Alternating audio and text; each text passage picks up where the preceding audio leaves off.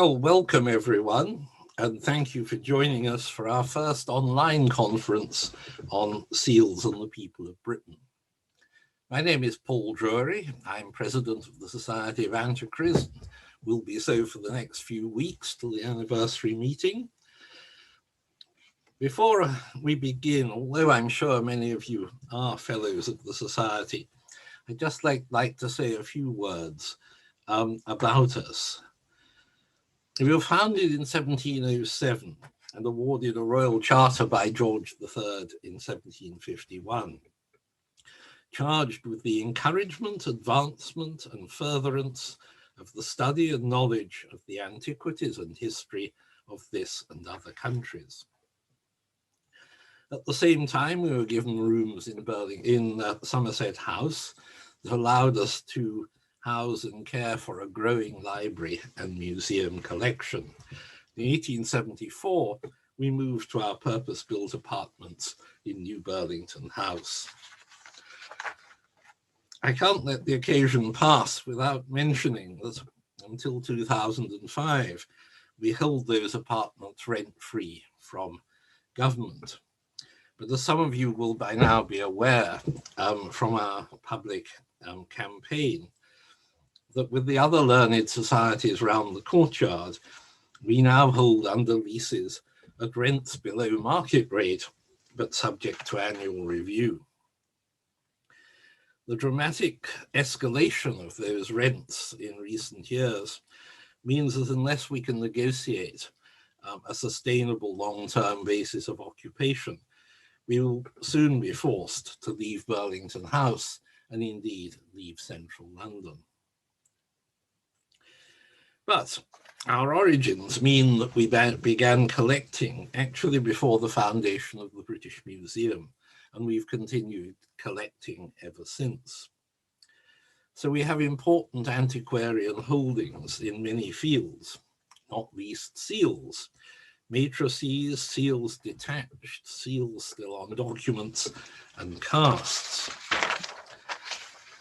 as well as, of course, manuscripts, prints, drawings, and books acquired over 3 centuries of our existence.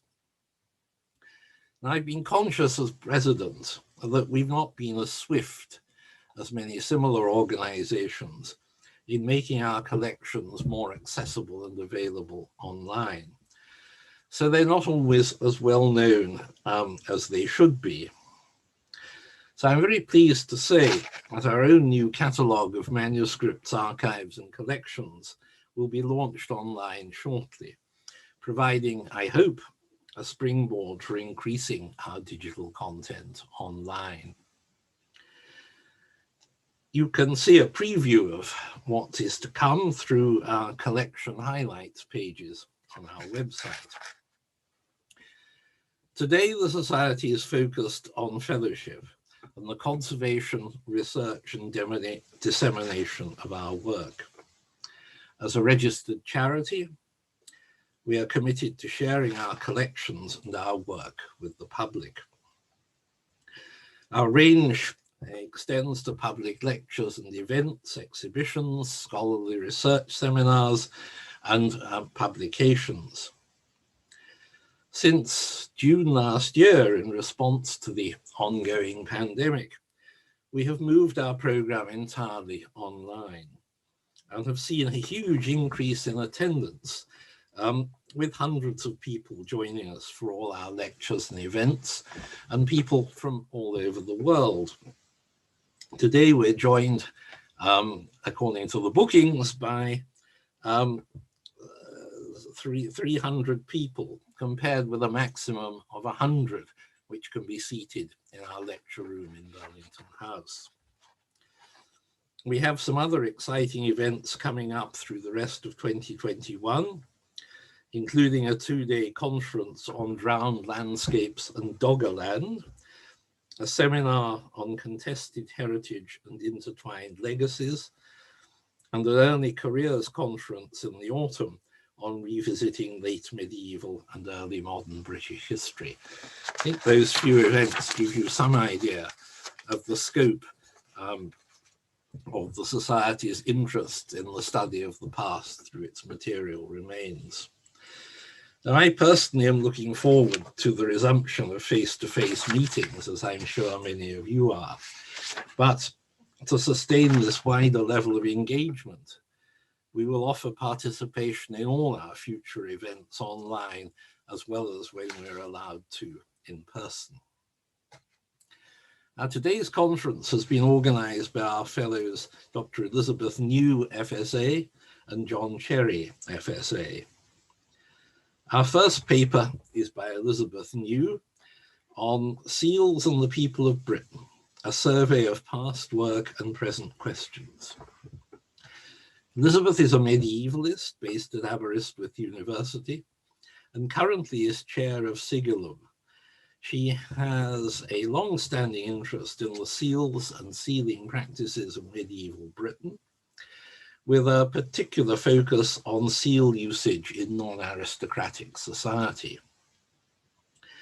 Elizabeth worked on the AHRC Seals in Medieval Wales project, was co-investigator for the AHRC Imprint project, and currently is using silographic evidence as a principal source for her Legal Trust Major Research Fellowship, Identity, Interaction and Exchange in Medieval England.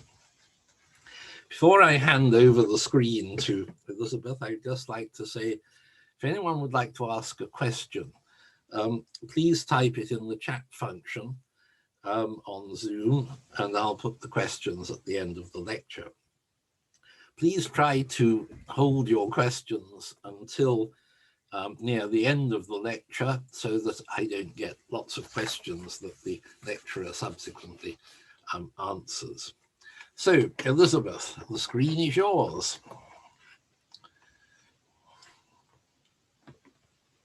Thank you very much indeed, Paul, for the introduction. And thank you more broadly to the Society for hosting this conference. And I'm sure John Cherry will join me in offering particular thanks to Danielle for all her work in the organisation and today for being behind the scenes. So thank you very much. I'm just going to share my screen. So if there are any problems, please could somebody let me know. Sorry, I've just done what shouldn't be done and gone straight in. There we are. Apologies for that. Right, hopefully this will be on screen now. The title really should be Seals of the People of Medieval Britain and Ireland. And as organisers, Cherry and I are particularly pleased to be moving away from an Anglo-centric paradigm with papers focusing on Scotland and Ireland, and there'll be honourable mentions of Wales during various papers. This conference is also designed to place seals firmly back with the people who used them. Seals are attractive and materially interesting, but considering them as objets d'art or curios divorces them from their societal and cultural context and renders them, to be blunt, less interesting and important than they really are. Another key intention is to draw the discussion down the social scale, since the study of seals has generally focused on the aristocracy, institutions and officials, even though the great majority of British seals relate to non-noble men and women. The conference is also designed to encourage as wide a range of participants as possible to engage with the material and to incorporate seals into their own investigations of the past, whatever form that takes. At the start, I'm just going to run through some technical terms and salient points to be absolutely clear, especially if anyone hasn't had the chance to read the accompanying information for the conference. First of all, the word seal can refer to a matrix to an impression made by a matrix and to casts from impressions and modern impressions of old matrices. We don't know how many medieval seals survive because only a small proportion have been recorded, but there are probably somewhere around 1 million wax impressions attached to or associated with documents in Britain, with tens of thousands of matrices and casts. And the daunting scale is, I think, one of the reasons that seals have been rather neglected, and is one of the greatest challenges, as well as one of the greatest opportunities facing us today. There are various terms used for the study of seals, but most common in relation to medieval seals is sigillography, from the Latin sigillum. The conference was originally planned to be in person last year, but the online format has the advantage of enabling us to welcome far more participants, particularly appetite for a conference about seals which are, whatever else their function and attributes, about communication. It's also appropriate to hold a seals conference in conjunction with the Antiquaries, since, as Paul Drury has said, interest in the subject has run through the society from its earliest days. A publication entitled Ancient Monuments was launched in 1718 and included quite a lot of sigillographic material, first of which was published in 1720. And this is now being put online and includes some of the seal drawings and descriptions. That's a link to it for you to follow up. The proceedings of the Antiquary and the Antiquaries Journal continue to provide a home for notes and articles about seals. And many pioneers of British sigillography were fellows of the Society. One of the earliest British seal projects was Sir Christopher Hatton's Book of Seals, compiled in the mid-17th century and recording medieval sealed documents brought together for the purpose in the library of the first Baron Hatton, hence its name. Sample folios can be viewed through the Northamptonshire Record Office website, and was a 1950 published edition. In the 18th and 19th century, there was also great enthusiasm for collecting matrices and making casts. For example, Dr. Richard Rawlinson's collection, highlighted by John Cherry's recent catalogue, which is now in the Ashmolean Museum.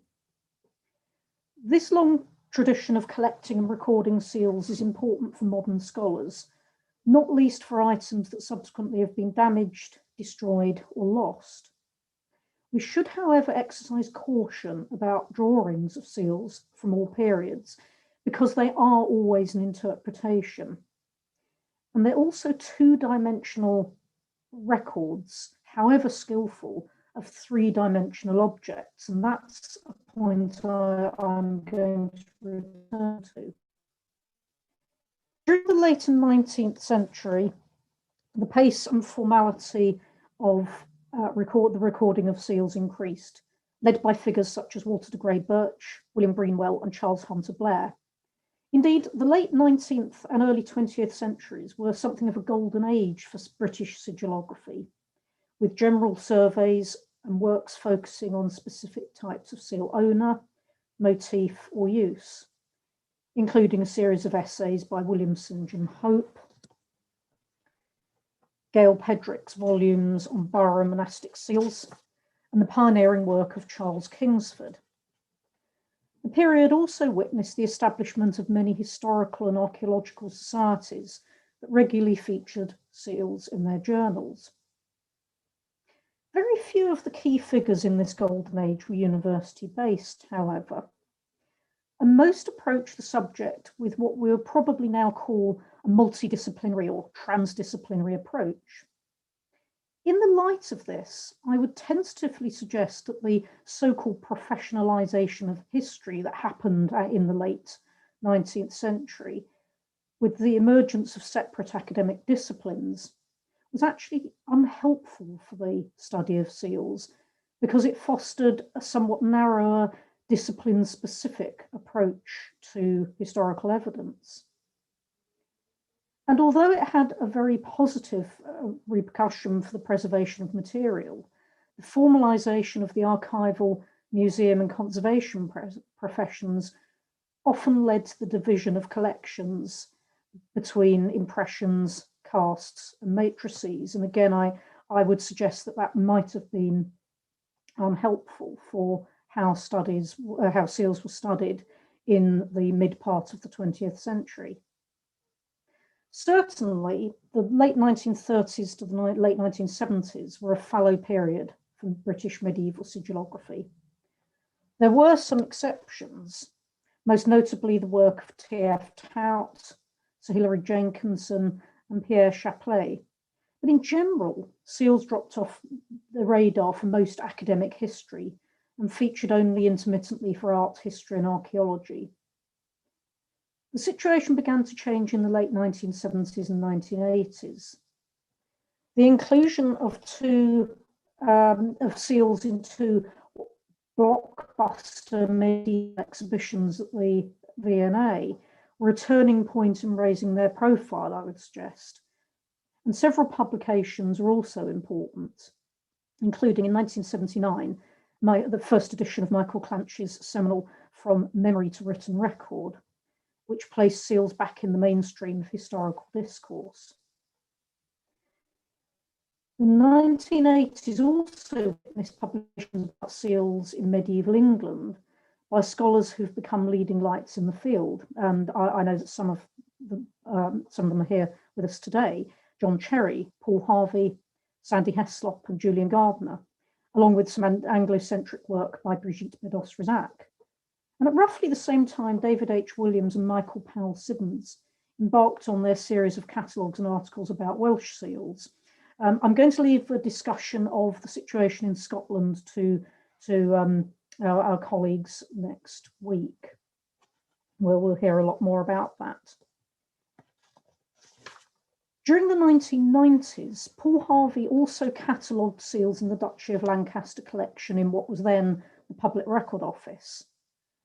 Paul Harvey took advantage of the digital revolution underway at the time by working with an IT specialist to build a database able to accommodate the many different elements necessary for seals, especially those attached to documents, and to utilise cutting-edge digital photography so an image could accompany each catalogue entry. And in 1999, I was fortunate enough to be employed as the technical assistant on this final stage of digital photography. The Duchy of Lancaster Seals catalogue made only a brief appearance in the National Archives website, however, before the current discovery system necessitated a rethink. The material is now accessible again, but I think this is a salutary reminder that the records of seals often need to fit within contents management systems that are not necessarily designed easily to accommodate them. And again, I think this is something that might come up in other papers and more general discussion. The late 1990s, I do beg your pardon, I've got my, I missed a slide. In terms of publications, that's just a nice reminder. Paul Harvey and Andrew McGuinness's Guide to British Medieval Seals still stands today as the best introduction to the subject. The late 90s also witnessed the piloting of what became the Portable Antiquities Scheme, although I'm going to leave colleagues to expand on this. Suffice to say, in 1996, a scheme for the voluntary recording of material found outside formal archaeological digs was launched, proved great success, and led to the current PAS. Turning very briefly to the rest of Europe, the picture is mixed. The 20th century saw activity in some places and neglect in others. France fared particularly well, assisted by the National Archives section on seals, and I'm anglicising these names partly because my French pronunciation is not good, and the French Heraldry and Sigillographic Society. The importance of seals was also recognised by the International Council on Archives, and a committee on sigillography was established in 1958, leading to initiatives such as the 1990 publication of an international vocabulary of sigillography. It's currently being digitized, and I think this is giving the potential for perhaps updating and revising some of the contents, although it stands as an absolute excellent reference work. However, in 2012, ICA, International Council of Archives restructuring, led to the abolition of a dedicated SEAL section. And this change was the driving force behind the establishment of Sigillum, which is a network and a forum for discussion and communication that's open to anyone to join. And again, there's the website if you're not familiar with this. Returning to Britain, important features of sigillographic research in the late 20th and early 21st century were a foregrounding of both impressions and matrices, as well as a continued use of casts, and a return to a transdisciplinary or multidisciplinary approach. SEALs also continued to be brought to public attention with a series of conferences and exhibitions at the British Museum, starting in 1992 with 7,000 Years of Seals, a reminder that seals are actually as old as recorded history, indeed provide some of our very earliest evidence of history, written evidence. Another exhibition in 2007 focused on medieval seals and was accompanied by a conference. And the 2015 conference, Seals and Status, was used to highlight the British Museum's digitisation programme. During these years, the study of seals flourished more generally. In 2009, seals in medieval Wales became the first large-scale funded research project in the UK and approached sigillographic material as an underexploited means to an end. That is, to contribute to a fuller picture of medieval Wales and the English borderlands, rather than as an end in itself. The methodological and technical aspects of SIMU, for brevity, were also significant. Rather than focus on particular types of motif, user, or collection, SIMU covered a range of collections and, wherever possible, recorded everything that fell within the geographical and temporal parameters within that collection. The team also, with his blessing and advice, adapted Paul Harvey's recording template for our material and particularly for the rapidly changing digital landscape.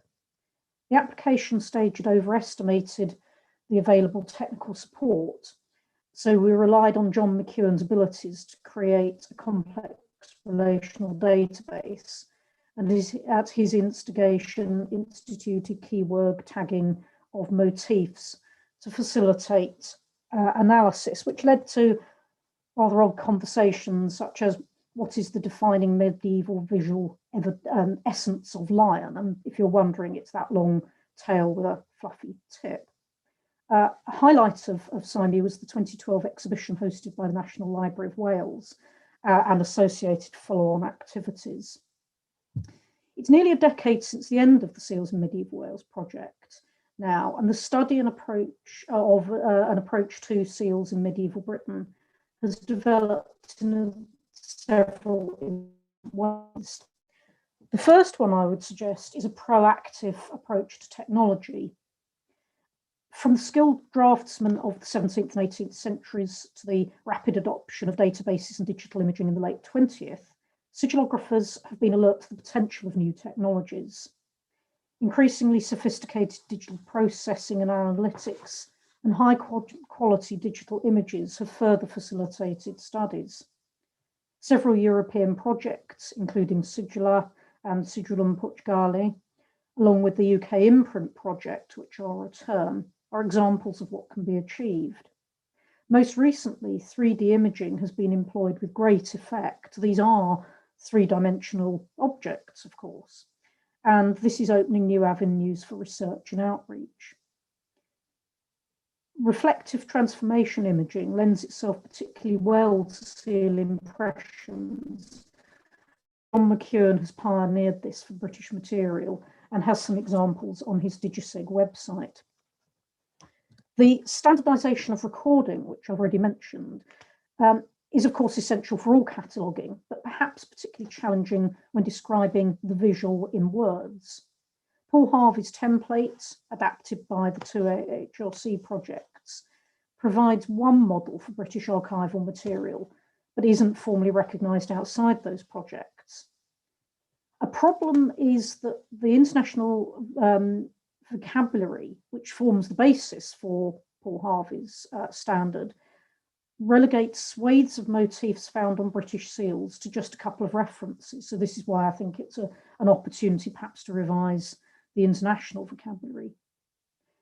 The development of keywords is actually very important for electronic searches and useful in facilitating recording and analysis by non-specialists, and to get around the complexities of culture-specific iconography.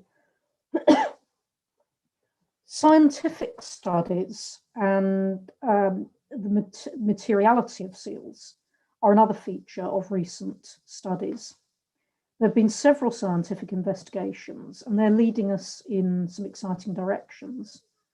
Conservation science has been at the forefront with studies on the composition of sealing wax, for example. Forensic science is also influential. Many people notice fingerprints on wax seals. Sometimes they're deliberate, and impressions of deliberate imprints in the back of the impressions of the Speyer town seal in Germany have recently been investigated. Philippa Hoskin and I started discussing what appeared to be accidental prints on the back of many British medieval seals some time ago, and in 2013 we led a pilot project with a forensic expert. Unexpected discoveries included the evidence that until around 1300, we're actually looking at palm rather than fingerprints. This led to the much larger AHRC-funded Imprint project, which ran for 3 years, starting in January 2016. We use cutting-edge equipment and further collaboration with our forensic colleagues to analyse the results. And we came up with a number of exciting and further exciting and unexpected evidence, and also allowed our forensic colleagues to test out new material and technologies. All the data produced by Imprint's freely available on the project website, so please take a look. We also worked with colleagues from Cognate Studies during the project, including some sampling of inorganic elements in sealing wax, and working with the first stages of the Archives project, which is analysing pre-modern wax to look at the organic materials. And materiality in all its forms has led to a number of conferences and publications, and seems to be very much in the forefront of research. Outputs and engagement have increased. Specific studies, conference proceedings, and collections, including a number that incorporate work on seals from beyond Western Europe, and which put them alongside other evidence from the Middle Ages. Engagement is increasing as well.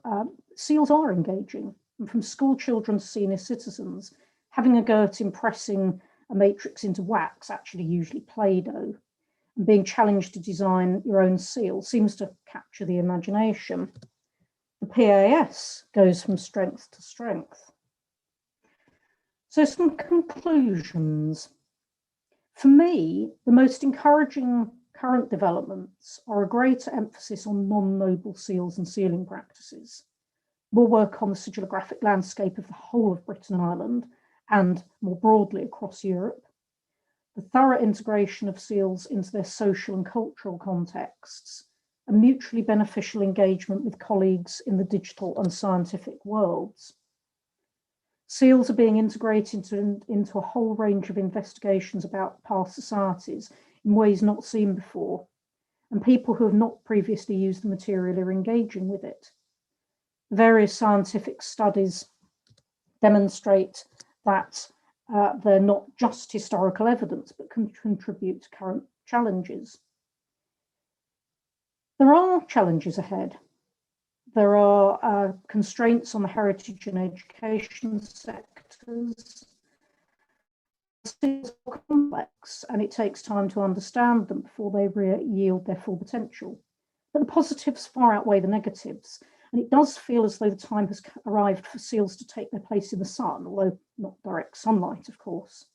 Above all, the fact that this conference, focused principally on SEALs and sealing practices of non-noble men and women, has attracted such broad interest surely bodes well, setting the seal of approval, if I make the pun, on the dynamic nature of the field today.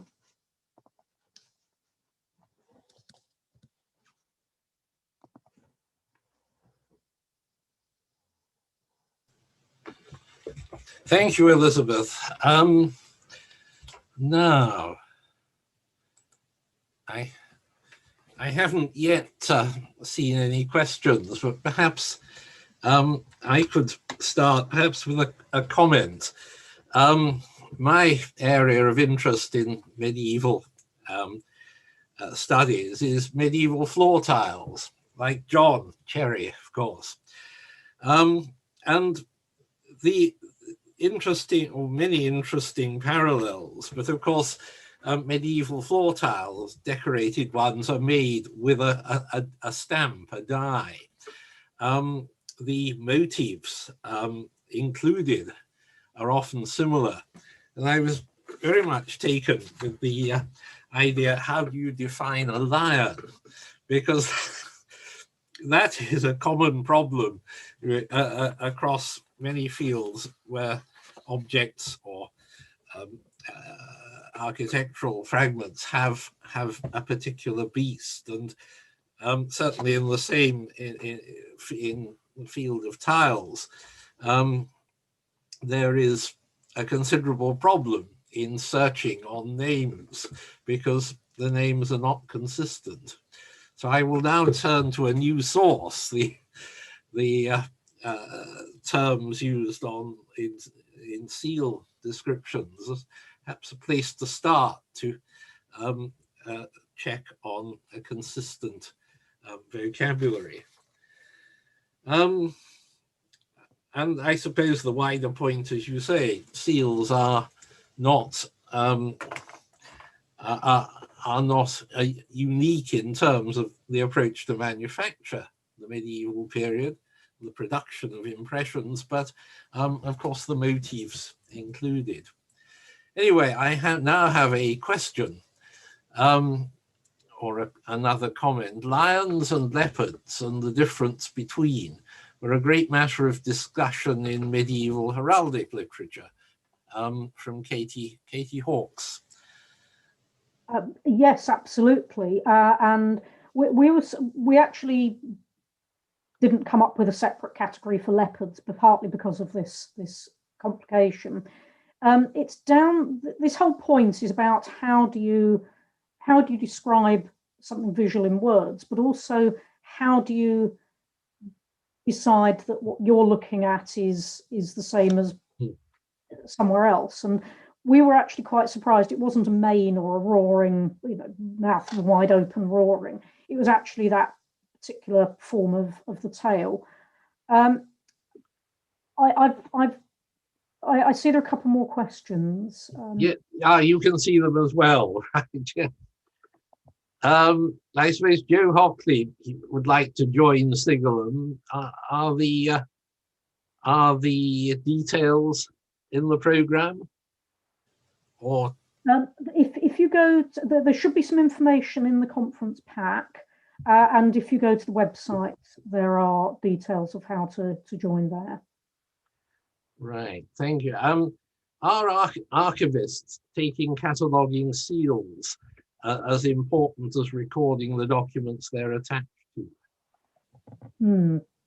This is a very complex question. I think a lot of archivists would like to, but there are problems in terms that there's the international standard only requires very minimal detail about seals, and also this lack of standardization for what should be recorded and how.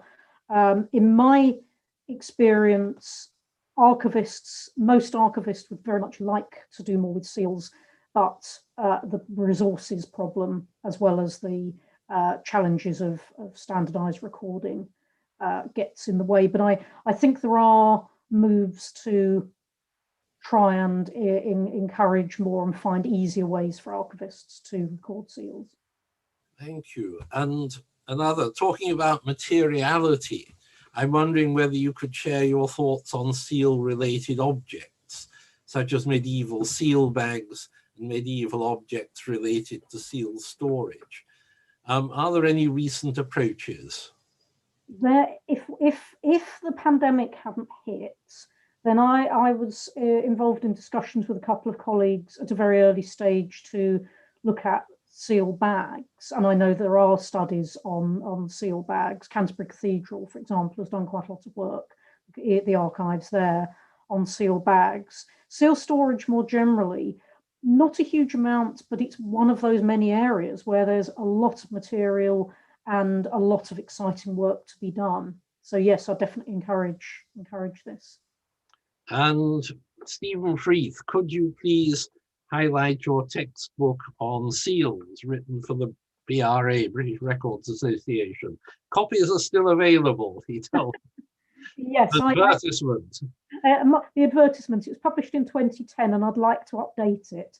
But it was designed as a general introduction for people doing archival work, seals. And now from Kate Hawkins, I went to look at seals in a local archive, and the seals that were still attached were simply described in the catalogue as motif. But it did mean I got to look at every seal impression, but the lack of a consistent list of describing these motifs was surprising to a newcomer to seals. Yes, and this is something I could have spent the whole 20 minutes talking about. It's for a number of reasons: the lack of standardized terminology, the fact they are quite difficult to look at, to interpret, and time and resources. But I've been doing quite a lot of work with colleagues in archives to see if there are some ways around this, of producing more consistent terminology and easier and quicker ways for them to be recorded. Right, well, thank you very much. I am now going to hand over the chair to you for the remainder of the afternoon session. So I will say goodbye, though I will stay on for at least the next lecture in the background. Thank you. Thank you very much indeed. Right, I now change hats to the chair of our next paper. It's actually a joint paper, as you see, by Rob Webley and Laura Burnett. Rob and Laura have worked for the Portable Antiquities Scheme, and they're both currently based at Exeter, working on different projects, but still very much involved in the worlds of seals and Portable Antiquities Scheme. And today are talking about seal matrices recorded by the Portable Antiquities Scheme. So over to you. Thank you, Elizabeth. And I would start by saying thank you both to Elizabeth and to John Cherry for organising this conference and inviting us to speak. As you said, this is a joint talk to myself and Rob Webley. I'll be doing the talking at this point, but he is here if there are questions later.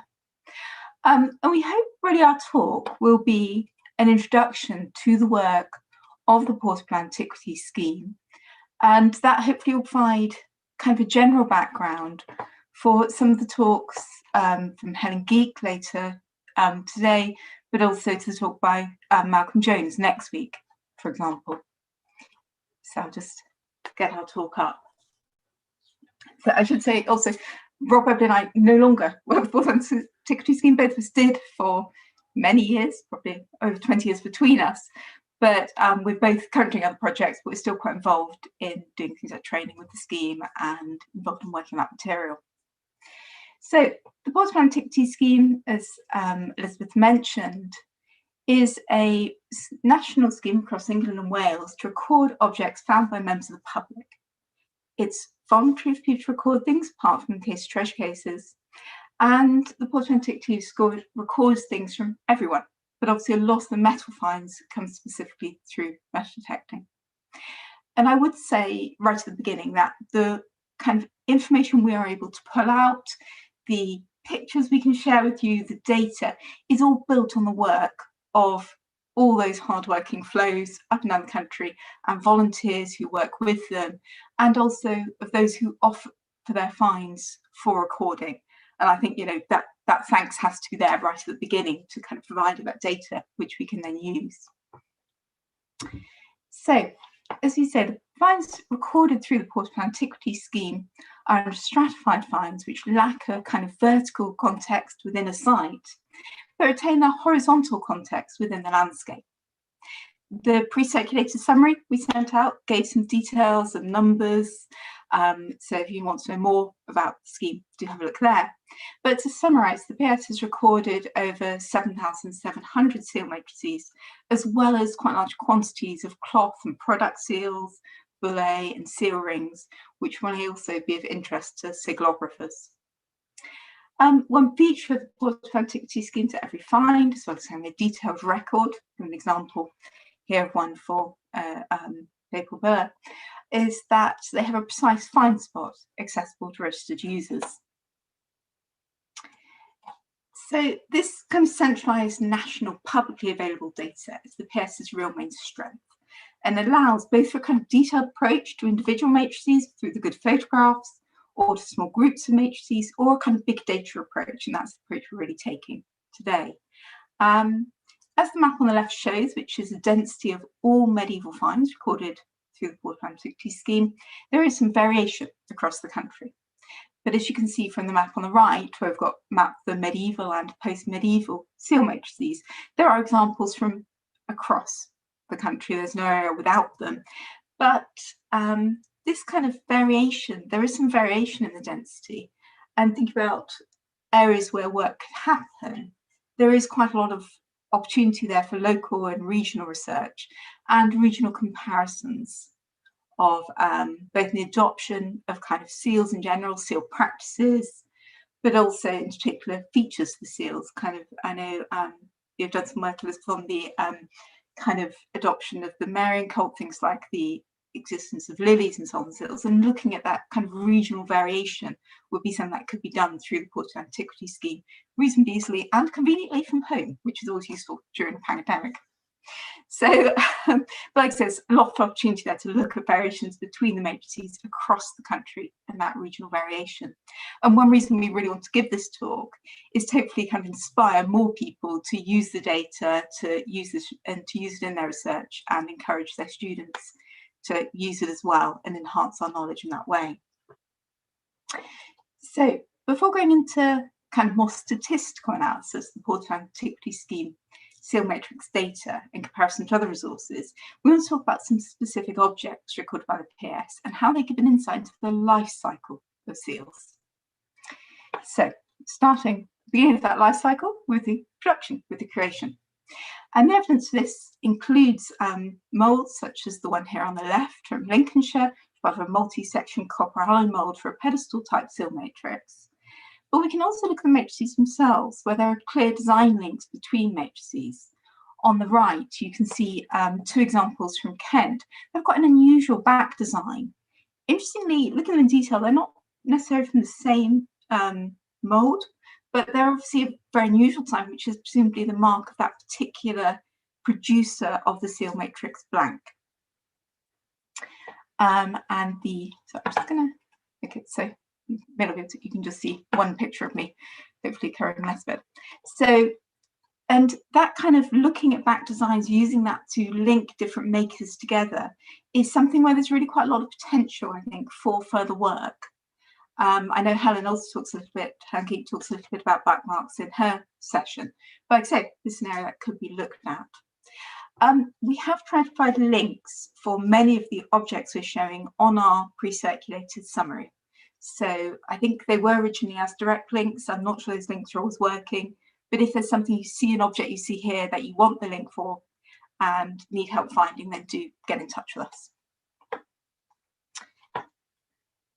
So you've got your basic kind of matrix, and the next stage of production is the kind of engraving of the matrix with the design and legend.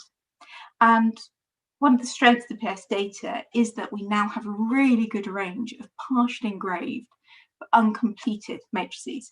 And obviously this is the sort of thing that we don't really see perhaps often in archive seal impressions or in museum collections. And knowing now that there's this kind of large number of unengraved and incomplete matrices, it's just perhaps there was often quite a reasonable gap between the casting of the matrix and engraving them, particularly the lead alloy personal matrices of the 13th century. And that the partially engraved seals and then discarded again suggests that these have been done not where the people are originally casting the matrices, where they have access to furnaces for recycling material, but at a later stage and separately. It's been suggested by a few authors that based on seal impressions that come from seals made by the same hand, that simple, cheaper seals may be produced particularly for the signing of one document. I think of an example particularly from Hyde Abbey in Winchester here. And given that kind of thought, could we go further, built on the data we've got here, and suggest that legends and designs on some of these simpler, easily cut lead alloy seals might even be the work of more generalised clerks rather than specialist seal makers? Perhaps lead alloy blanks were kept to hand and cut as needed.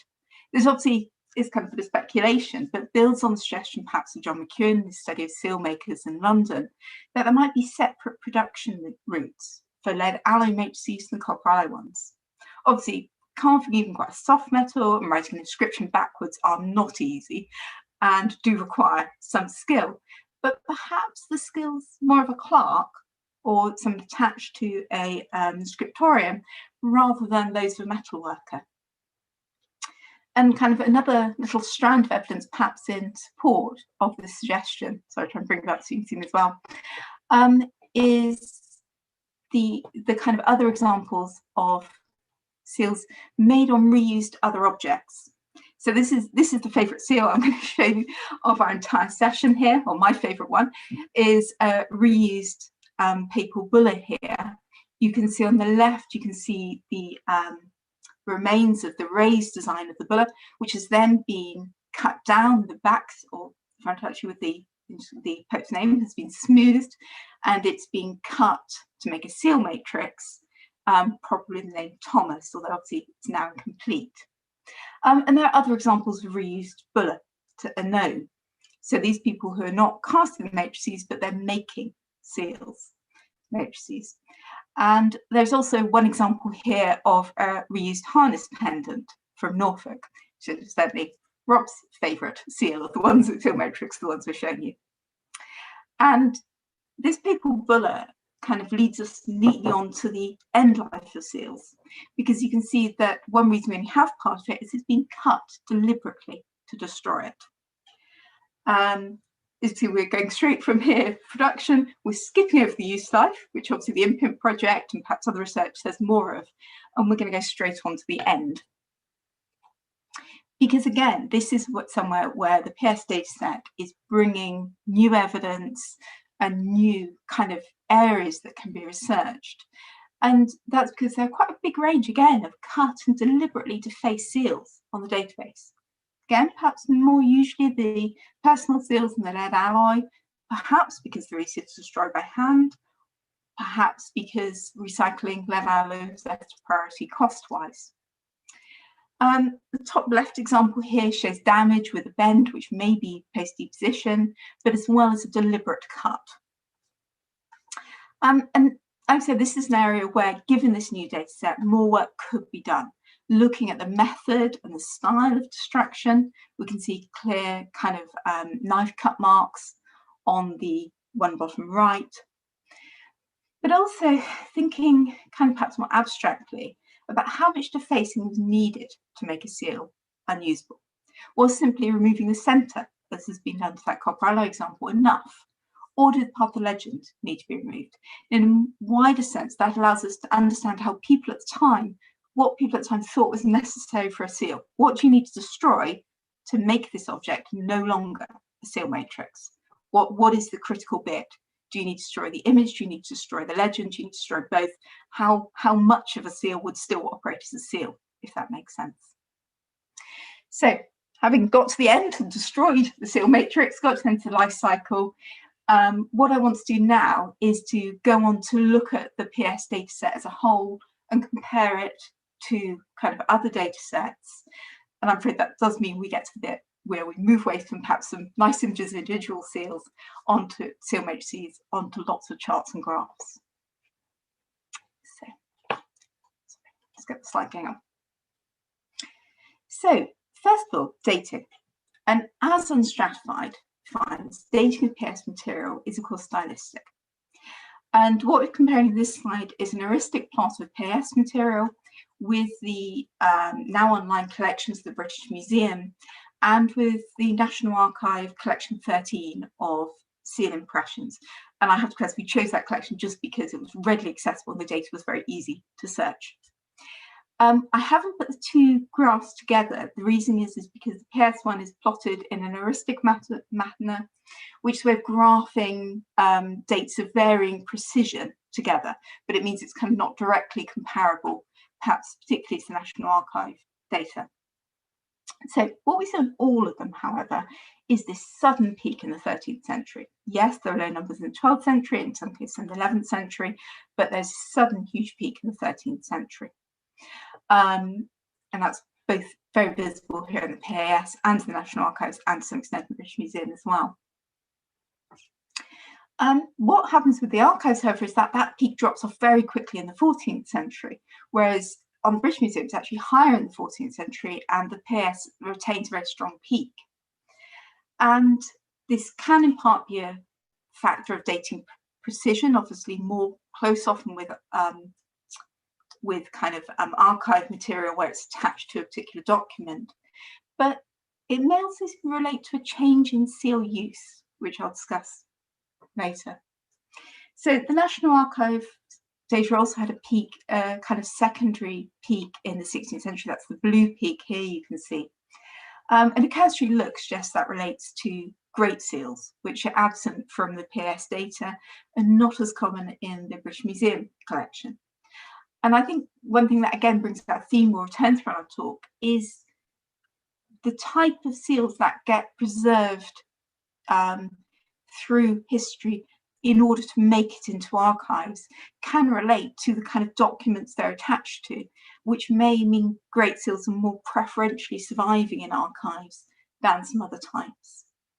One thing that's quite interesting to me, given I know Ella Paul is going to address this next week, is this 15th to 16th century weakness, and whether that's a factor of genuine changes in behaviour or whether it's a factor of our own dating blindness. So I'm really interested to hear what she has to say. Now, both the PAS and the British Museum data, so here in orange and the PAS up here, have another strong peak in the 18th century. And this isn't really represented at all in the archive collection we're looking at. And one reason for this is a change in use partly to seals as kind of adornment and decorative use. Obviously, they were worn in the medieval period as well. But when we think particularly of the fob seals of the 18th century, this becomes a very widespread method of adornment. And also the use of seals as seals of closure, so on personal letters, rather than authorization. And that change in use makes them perhaps harder, I'd suggest, to study through archives rather than through the matrices. And it's interesting to think we know that's what's happening perhaps in the 18th century, and that's why the difference is there, is that also what's happening in the 14th century. and that's why the difference is there then as well. So again, think about gaps. Well, research, of course, exists on the 16th to 18th century seals. They're also perhaps an under-researched resource in terms of design choices, materials, affiliations. And so just to share another personal favourite, which I'm looking at for other research, here's an 18th century example of a rotating fob seal. It's an example praising Frederick, King of Prussia, and it's a very kind of cheap, kind of small, you can see how tiny it is, personal object that's showing popular support for the 7 Years' War. And that kind of interpretation of some of these fob seals, like I said, is another area wide open for further research. So moving on from dating to material. And as the discussion on kind of bulk production has perhaps already started making kind of raising, one of the strengths of PS is at the cheaper end of the market. And this is seen in the materials. So compared to the British Museum collection, and here we're only looking at medieval material, which if we see the British Museum is quite comparable in date, what we see is that for both, copper is the most common material. And then the majority of the rest is made up of silver and lead. The British Museum also has some stone and organic material matrices. The PS has none for this period, and both have negligible number of gold matrices. The contrast, however, between the British Museum and the PS data is clear. The lead alloy seals, the kind of cheaper end of the market in raw material, and most often in skill of design, represents 40% of the Portable Antiquities Scheme data and only 11% of the British Museum data. And I'd say there's probably a double bias behind this. It's easy to say there's museum collection bias, and I'm afraid there is. But also I'd say there's probably a bias of loss. If anything, silver seals once found are more likely to be recorded with the PAS as their recordings are legally enforced through treasure rather than voluntary, so it's unlikely to be a bias of recording. The bias of loss can come from the inherent value of the material, there's obviously silver, but also that wealthy people and institutions have more to fear from the loss and misuse of their seal, both due to the kind of value of their land holdings and credit, but also, as we've seen by contemporary cases, there's much more risk of fraud by people in their employ or by someone else finding and using their seal. And there are cases known of that. So in the final part of the talk, I want to move on from the seal matrices, physical objects, from their material, from the kind of way they're being made, to think about the designs and the legends. And these figures and those following are based on our categorization of a sample of PS medieval data. It'd be great to see more work and more interregional comparisons of this. Anyone wants to take on that baton? So, as was raised in the pre-circulated summary and Elizabeth raised a bit in her introduction, there has been a shift in seal matrices away from a focus on institutional seals, which has been suggested to account for perhaps 20% of those in archives, to personal seals, the kind of other 80% of the stuff out there in archives. However, as these graphs make clear, that shift has perhaps not gone fast enough. Well, for the British Museum, and we assume other museums, institutional seals make up 40% of their collection. For PAS, this is only 3%. And here I'm lumping together, obviously, governmental seals, religious institutions, and various other institutions. But you can see how small a proportion that is of the PAS data. Again, there are biases against loss of this type of seal, as we mentioned with the silver seals, but argue part of this discrepancy is a survival bias amongst documents as well, towards those of larger institutions and the wealthy in general. It's also worth noting the very large proportion of anonymous seals in both the British Museum and the PAS data. I'm afraid, struggle to find a readily comparable figure for archives. It may be some people today have those figures immediately to hand and can say whether this is true, but my impression is that the proportion of anonymous seals in archives is much lower. And here we're talking about seals which don't name an individual. And that, again, may mark the anonymous seals' greater use as seals of closure. It's not to say that anonymous seals aren't found in archives, I know they are, and they are used as seals of authority, but it's about the relative popularity of different uses of different types of seals and designs. And again, if studies are focusing on seal impressions in archives, then it's no wonder that such seals perhaps are under-researched relative to their perhaps true popularity out there in the medieval period. So it seemed useful, because we've got that data set, to kind of categorize these anonymous seals, to think about the type of messages being given by these, and in future to allow comparison with their survival in the archives and what that tells us about their kind of different use of different types of documents. And this also perhaps will provide a useful background to later discussions of individual seals this type by Malcolm Jones next week. What we see is that over a third of these kind of anonymous legends focus on the role of the seal itself. And we're thinking here about seals, I'm going to have to apologise for my Latin, which is non-existent. We're thinking about seals such as frange, lege, tege, so break, read, conceal. A further third are religious, and these can vary from the very grand 14th century copper alloy, pointed alloy seals with standing seals and kind of kneeling figures, right down to the very simple Hill of Calvary images, such as this one with Ieso est amor me. The final third is, again, perhaps disproportionately where a lot of attention has been focused on the kind of amatory and hunting examples and the funny joking legends. And it's tempting because they're really fun ones, but it's important to bear in mind that these are only a small proportion of this. And again, it'd be great to compare some of these statistics to archives, and hopefully these figures provide a kind of useful baseline for that sort of future comparison. It would also be good to see more work in future on dating and how the use of the image changes through time amongst the PS data set, as well as in archive and seal impressions. This obviously is looking at the legend, and it is the case that hunting scenes, for example, can be combined with legends talking about the role of the seal, for example. So the designs we finally turn. And moving from the legend sign, this is when we can really start using the excellent resource of DigiSync, and we sent a link, I think, in the pre-circulated summaries, and just have to say thank you to the creator of that, which by categorizing seals in an online database allows us to compare the PS data to their data. And because it's their one thing talking about data consistency, we can see where they've applied a particular term to a particular design. We can be sure that we're applying it to the same types of designs because we can see the visual record of their example. Although DigiSync, I know, is pulling in PAS data at the moment, because it's not categorized, it doesn't turn up when you're kind of looking through their proportions.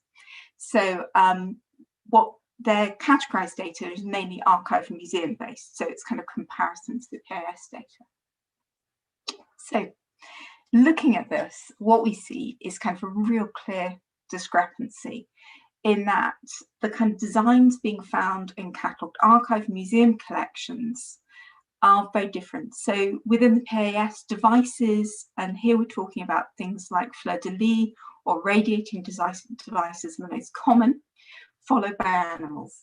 In contrast, on DigiSync, humans and objects predominate. And when we break this down in detail, just give some examples there of an animal, a device, a standing figure, and an object. Nice hatchet there. So if we break this down in detail, a lot of this discrepancy is actually caused by kind of a few particular motifs within these classes. So it's a very complicated graph, but just to say the red and blue dots represent the proportions of seals of that design on DigiSig in red or PAS in blue. And for most, actually, they're not that, for most classes, and each kind of column in effect represents a class, they're not that far apart. Partly actually because most of these designs aren't that common. So the difference between 1% and 3% just isn't that great. That makes sense. But what we see is there are some real discrepancies. It's much stronger. The DigiSig data is much stronger in terms of full length human figures and representations of heraldic shields within the object class. And that this kind of difference is not just a product that's been categorized so far in DigiSig, it's shown by archival research. So there's only 2% of PS data as armorial designs, and this can be compared to the 17% London and 15% in Durham, Newcastle that I know, Elizabeth, you found in your research. So again, we're seeing a difference between the matrices that are lost and the seals that survive on documents to make it into archives. The high number of animals in PAS seems to reflect the high number of hunting-related creatures, particularly anonymous seals.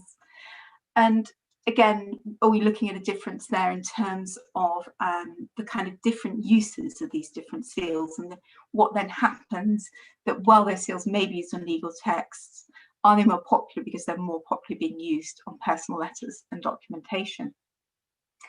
Finding PAS data has a lot more radial devices and notably more stylized lilies, and these are particularly common on lead alloy matrices. 44% of all lead alloy matrices are sampled compared to copper alloy. Well, radial designs, obviously, I know, sorry, the search again here, should not be assumed to be of a lower status individual.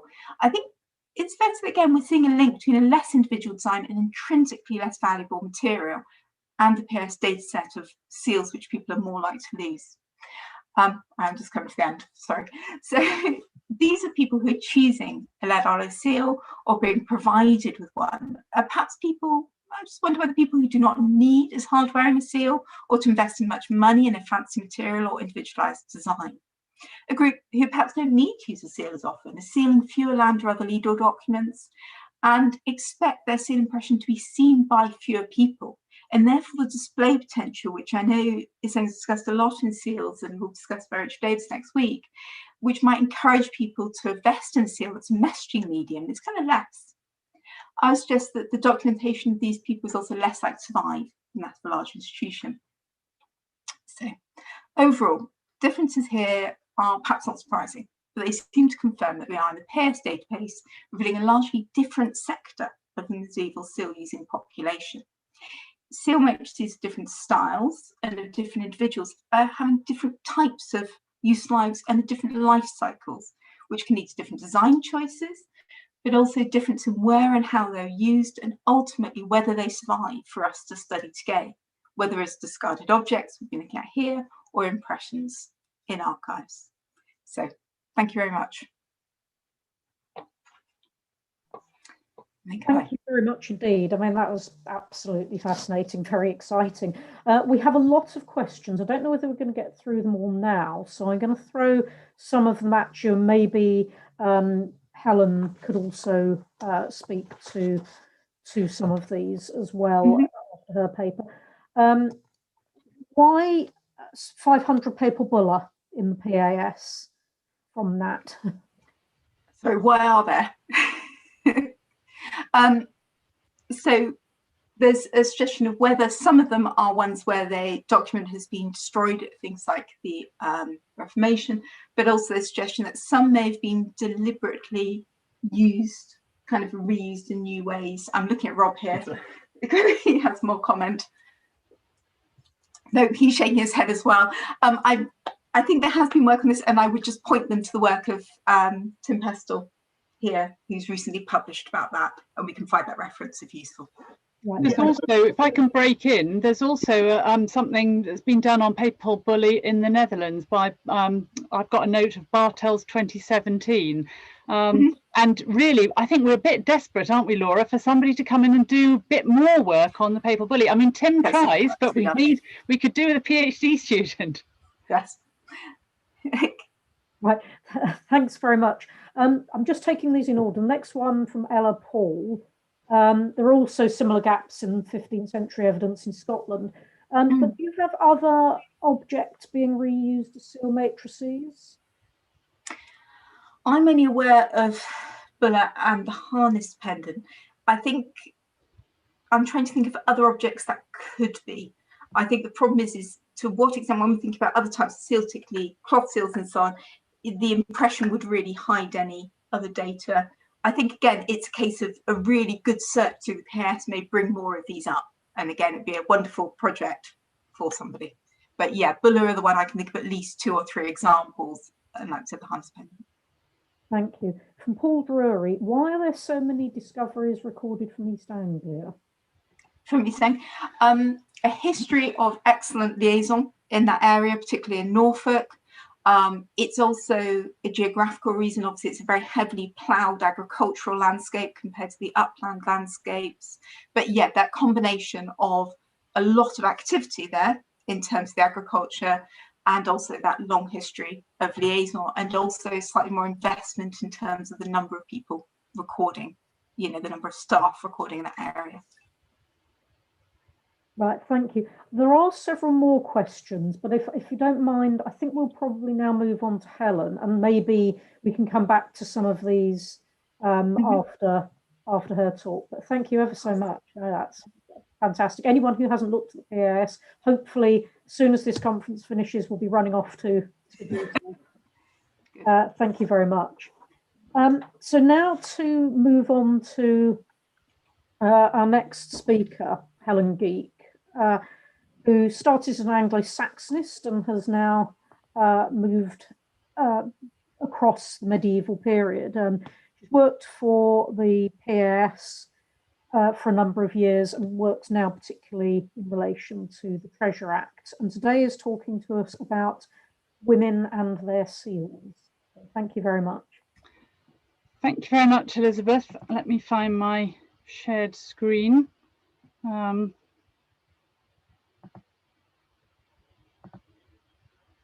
Here we go. I hope you can see that. That is surprising me. No, I'm sorry, that's the wrong one. That's my PDF version. Bear with me while I find the correct one.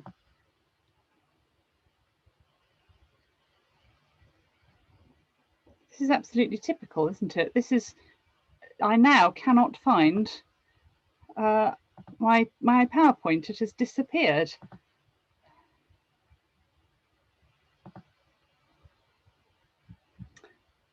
I will have to start talking before I manage to find it. As you've heard from Rob and Laura, we record archaeological finds from England and Wales, made freely available on an internet database. Here we go. Finally found it, hiding among all the millions of windows I have open. There, right. And it's now on my second. So that's my first slide. I'm going to look at medieval seal matrices bearing the names of women using data exclusively from the Portable Antiquities Scheme. So I'm going to have to start, I'm afraid, with yet more comments about our data set. Laura has done a fantastic job in telling you about our whole range of seal matrices, medieval and post-medieval.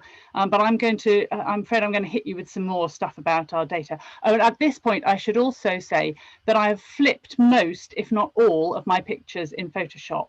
So you'll see a mirror image of the matrix, which obviously will make the inscriptions easier to read. And I've generally tried to add our record numbers, which should let you find the record.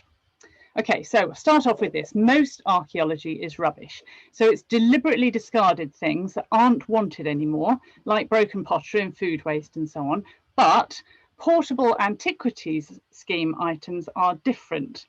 Because they're mainly found by metal detectorists and because they are made from metal, they're unlikely to be rubbish, because metal objects can obviously be melted down and made into something else when they're no longer wanted. If our objects are mostly accidental losses, this of course introduces some biases. Objects are more vulnerable to accidental loss if they're small and if they're routinely carried around rather than kept in a safe place. Losses can obviously be quickly refound. If you lose something at home or near to home or in a crowded place, you can find it again. So most of our objects tend to be from lonely places in the countryside. And lastly, rubbish is generally of low worth, but accidental losses can include things of very high worth, very valuable items. Then recovery through metal detecting brings an extra set of biases. And here we see a picture of a conventional archaeological excavation, making the point that it concentrates on small areas of intensively occupied settlement. Most finds are discarded rubbish. Not many seal matrices are found in excavations.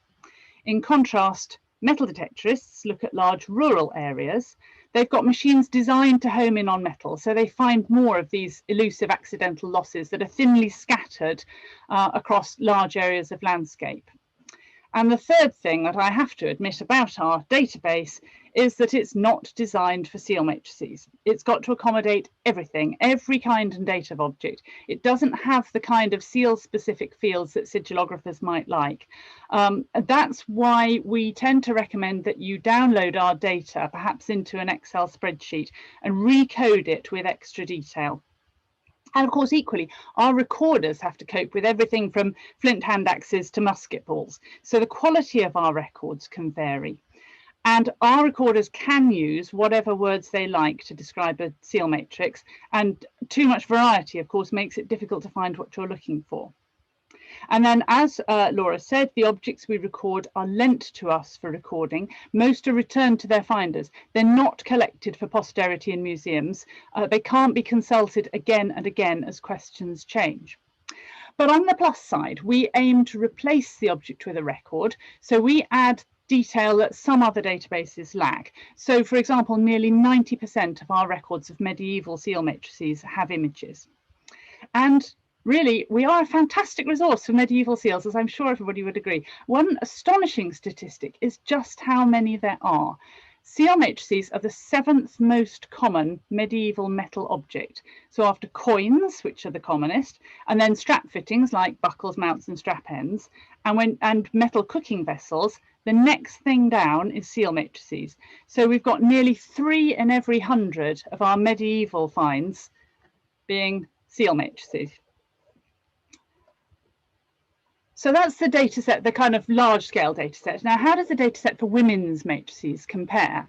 I'm sorry about this horrible slide full of numbers, but what it really tells you is that John Cherry first began looking at this. He looked at Suffolk seal matrices in 2007, and he counted up about 20% of matrices with identifiable names were those of women. Then in the same year in Norfolk, there was a study that found a similar proportion. And then I had a count up in 2013 of all the PAS seal matrices with readable names and found a slightly higher number, 23%, but it's roughly 1 in 5. But that, of course, is a bare minimum, because many names have female and male variants, like John and Joan, or Philip and Philippa, or these ones, Julian or Juliana. Now, on the seals, of course, the names can be abbreviated, so they lose those endings which distinguish male from female.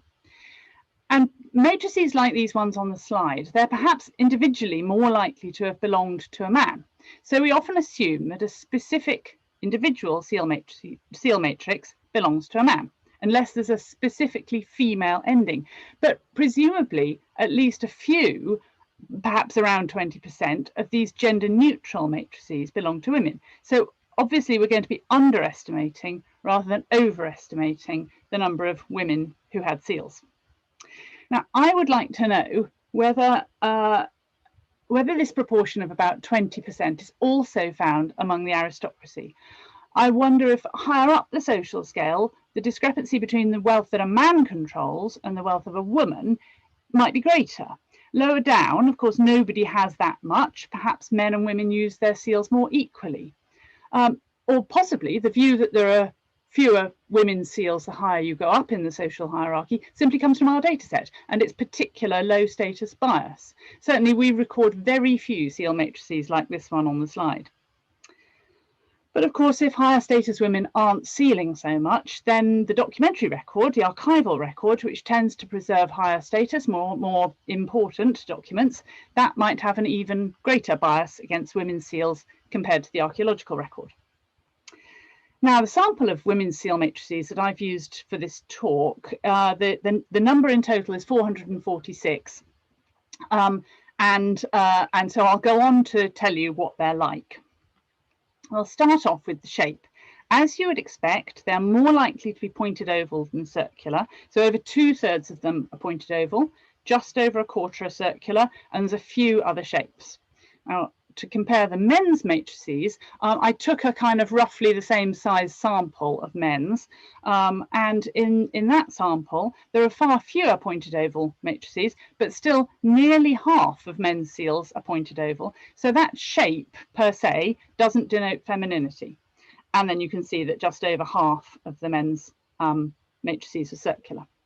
Men are also more likely to have a tall conical handled matrix than women, but any kind of named conical matrix is relatively rare. Conical matrices tend to go along with the anonymous seals of the 14th century.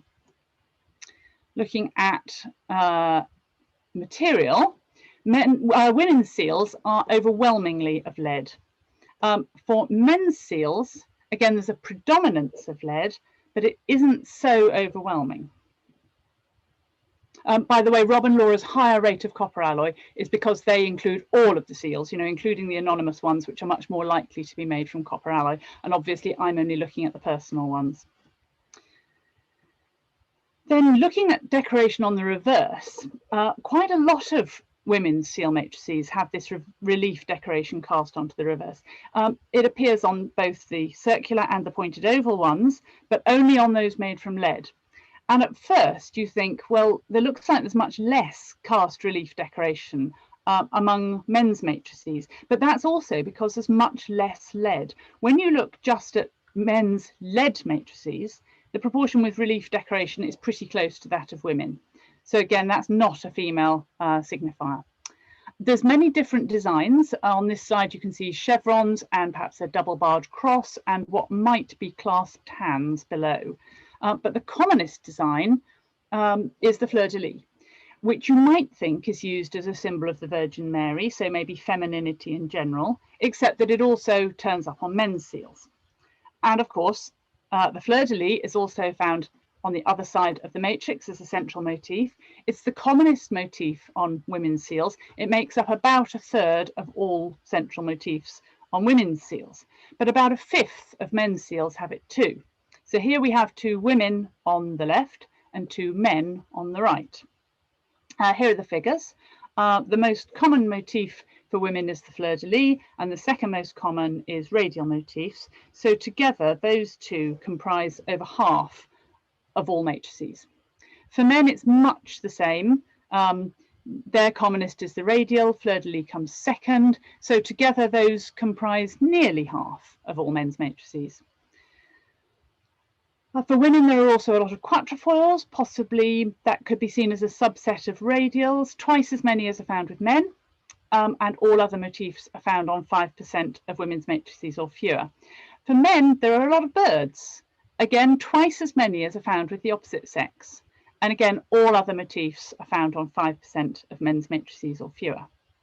So are there any motifs that reliably distinguish women? Well, our stereotypical central motif for a woman's seal is the standing female figure, but we've just got 10 of those recorded on the PAS database, mostly on copper alloy matrices. Now, some are quite grand, as 2 here with shields of arms, or Beatrice at the top right, who's got a hawk with jesses, but others are less grand. At the bottom, we have a lead matrix, and then the one at the top right, that's really got rather duff workmanship. I do like Catherine of Stanling. She's rather charmingly holding a squirrel rather than a hawk, which I feel is a bit less grand. These are women with our standing figures, but we also have some very similar standing figures on men's seals and on monks or clerics seals, with some examples here. The women's seals also have a few motifs of the devotional type, which show figures praying to a saint. This slide, though, pretty much shows you all of them. On the left, we've got a figure kneeling within the main field, praying to a standing figure in a long dress who's holding a wreath of flowers. Elizabeth New has found a large number like this among London seals, but this one is from Warwickshire. And note that it is one of the rare women's conical matrices. The 2 on the right are more conventional. We've got the Virgin Mary and the Christ Child with a praying figure below within an architectural frame. And we've also, I really like these, we've got a couple of figures apparently reading books. So I've shown you quite a few fairly complex designs. These really are the exceptions. Women's seals in general have simpler designs, more formulaic designs. It does seem from our material that women's seals are perhaps more restricted than men's in what they can show. And it is possible to glimpse a few real differences between the motifs on men's and women's seals. To kind of put it simply, men can have everything a woman can have, and they can also have some extras on top. So several motifs don't appear in the sample of women's matrices at all, but are found among the men. The commonest is the merchant's mark, but there are also ships, fish, stags' heads, dragons or wyverns, and hunting scenes. Not only that, but in these two samples of men and women that are similarly sized, the men have 20 times the number of lions with nice fluffy tails, 4 times the number of shields of arms, 3 times the number of Agnus Deis, and double the number of pelicans and squirrels. So there do seem to be some motifs that are more appropriate for men than for women, and these are perhaps unsurprisingly headed by merchants' marks, lions, and heraldry. But in common with anybody else who's ever looked at women's seal matrices and impressions, I haven't been able to find any central motif that's only appropriate for a woman and isn't found with plenty of men. The only exception is these two rather lovely things, both women, both found in Sussex, about 12 miles apart. And I think of these as being exceptionally literate. The engraver has spurned the merely pictorial in favour of words. And it's a real pity that the one on the left doesn't clearly say Ave Maria, but it does seem to be what it's driving at. The other one is a place name. It's New Timber or Nigh Timber. Annoyingly, both of those are places that occur in Sussex, meaning a new building. Oh, and by the way, the image with the black background you'll occasionally see on PAS records, it's been put into negative, what Photoshop calls inverted, and that can make some difficult images easier to read. That's a handy thing to know about. Now, these two, there's nothing to compare with these among our men's seals. And of course, they have been found very close together, and so might suggest that there are regional variations in the motifs chosen. But as yet, I haven't done any work on this either. It's a wide open field for everybody to get involved with. Right, I now want to turn to the names on women's seal matrices. Out of the over 400 are fairly well readable. And there are 79 different first names. The top 5, Alice, Agnes, Margaret or Marjorie, Matilda and Emma, they were used on half the matrices. And this, interestingly, mirrors David Postle's work on the names of 90 noblewomen who were alive in 1185. Half of his women used exactly the same set of first names. He had many more Matildas and slightly fewer of all the other names. But otherwise, it's the same set. So although women's matrices on the PAS database look largely low status, the names are very similar to those of noble women a generation or two before. So those are the commonest names. There's also an interesting range of names. We've got several of the exotic names that are typical of the 13th century. Over half the women in the sample have names that only crop up once or twice in the data set. And there seems to have been more variation among the women's names than among the men's. Moving on to by names. Now I find these much more interesting than first names. They give the seal owner a context of descent or marital status or location or occupation and so on. Because they're more variable than the first names, they can be more difficult to read, and also they can not always be reliably classified because it's possible for them to have several meanings. But there are over 350 classifiable by names in the sample. And the largest category is surnames of relationship. You can see from this slide that patronymics are the commonest, with over a third of classifiable by names being patronymics. I've written over a third, but I can see it's 31%, and I don't think that's the same, but let's say it's nearly a third. Matronymics, where the mother's named, are far rarer, but this is probably again an underestimate.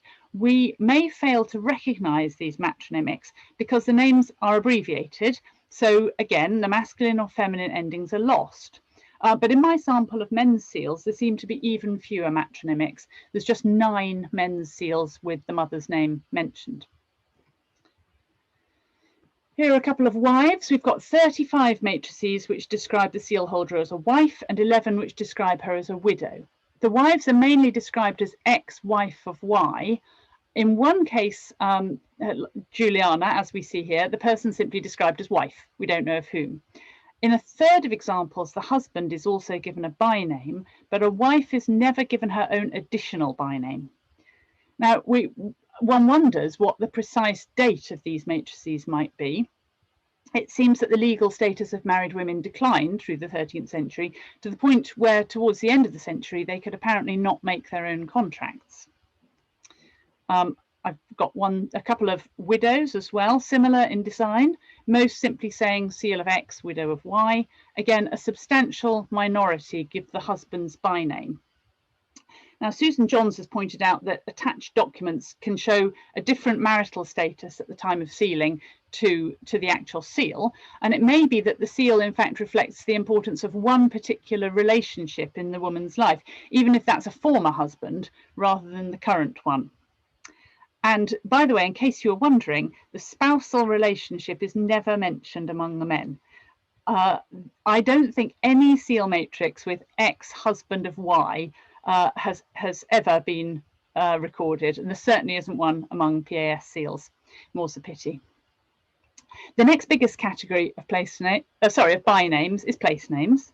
We've got 65 specific place names and 17 kind of more generic places like Mabel Holloway here. Then come nicknames like my own name, Geek, and occupation names. And here are some of the occupation names. I've divided them into what you might call the conventional feminine occupations on the right and the more improbable occupations on the left. But of course, women actually did do most jobs, including such macho pursuits as smithing and stone breaking and thatching, both before and after marriage. But Henrietta Eliza has pointed out that the work was usually casual rather than permanent, and women weren't as defined by their employment as men. But still, we have a great range. Are these personal bynames, or are they inherited family names? Are they what we would understand as surnames? I will leave that question hanging, and I will move on to the double-sided matrices. We've got 38 of these on the PAS database, 6 named to men, 4 named to women, and in 11 cases, they're man and woman. Of the 11 man and woman matrices, on only 2 are the people described in terms of their relationship to each other, and both are husband and wife. Now, on this slide, we've got 2 kind of random examples. These couples have got similar central motifs, but their bynames are different. They may have been married to each other, but their seals don't say this. In the 4 cases where both the seals are of women, 2 pairs, these 2, seem clearly related. One pair shares the same father's name, same patronymic. Another pair shares the same nickname byname. But in most cases of man and woman seals, like these ones, the woman's got her own byname and there's no mention of a relationship to the man on the other side of the seal. And these are the kind of extreme ones. The relationship between the 2 people on the seal matrix is entirely opaque, including this pair of men at the bottom with different patronymics. Right, I'm going to leave you with my last slide, which is Christina and Norman Shepherd. I have always thought they're a couple who sound more 1970s than 1270s, while I go through a couple of kind of conclusions. What we've seen is that women's matrices from the PAS database tend to be commonplace and low status objects. They differ from men's matrices in that more are flat and made from lead and slightly more are pointed oval, but other aspects don't seem to distinguish women's seals. Decorative aspects aren't hugely different, so that suggests that even in the highly gendered medieval world, gender doesn't need to be expressed on seal matrices. Perhaps the difference in material and shape is due to a difference in the status of these women, or in the date of the matrices, or perhaps both, but perhaps those 2 things are more common than gender. In terms of date, flat seal matrices tend to be earlier, we think, being joined by conical matrices in the 14th century. We've got very few conical matrices with women's names. Might it be possible that a decline in the status of married women caused a decline in the need for seal usage by these women? Or might women have continued to seal, but might they have started to hide their gender behind anonymous seals earlier than men did? In terms of social status, lead is obviously cheaper than copper alloy. Lead matrices tend to be less well made, and most of our women's seals look cheap, utilitarian. Now, two questions arise from this. Firstly, why do poor or middling women seem to have greater access to sealing than rich women? And secondly, if seal matrices are used to advertise aspects of identity, why aren't they used as a focus for investment? Why aren't they being used to aspire to a higher status? Now, one possibility that's been mentioned by Laura and has been suggested by both John Cherry and Elizabeth New, and I find very interesting, is that low status seal matrices might have been commissioned for a specific act of sealing. And that might be particularly true of those using double-sided matrices. They could be together for the sealing of just a single document. Or it might also be appropriate for widows whose status might be temporary. And this might go some way towards explaining that huge number of low status matrices. They could be almost disposable in a way that frequently used aristocratic or official seals weren't. So hitherto, most work on women's seals has looked at aristocratic seals or seals which survive on documents, and it's drawn conclusions about seals as a language of power, of authority, of identity. If we look at this brief flowering of low status women's matrices, we get quite another picture: cheap, utilitarian, almost disposable items. And I think the story they tell us is different, but it's no less worth hearing. Thank you. And I will now attempt to stop sharing my screen and hope it goes better than the start. Thank you very much indeed, Helen. Again, another absolutely fascinating and very exciting paper. We've got a couple of questions. You've sort of half answered Laura's question comment that with the double-sided matrices, could it be for a particular occasion? But she also asks, could we be seeing reuse?